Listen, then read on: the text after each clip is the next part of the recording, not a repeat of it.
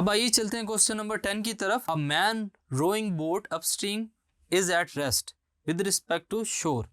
शोर के रिस्पेक्ट से जो बोट है वो क्या है स्टूडेंट्स, रेस्ट पे है। इज ही डूइंग वर्क, क्या वो मैन जो है वो वर्क कर रहा है। No there is no work done by the man while he is at rest. Man जो है वो एक रेस्ट पर है तो उसकी तरफ से कोई वर्क डन नहीं होगा।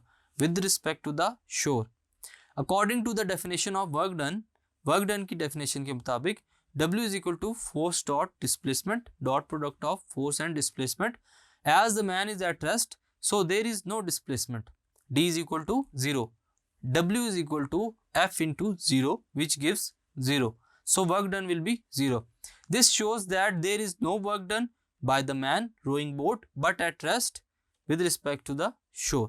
तो यहाँ पर हम लोगों ने देखा स्टूडेंट्स कि मैन के वर्क डन की वजह से, क्योंकि वो रेस्ट पर है, वर्क डन डिस्प्लेसमेंट की वजह से अगर होता है तो यहाँ पर डिस्प्लेसमेंट 0 है, so work done will be 0.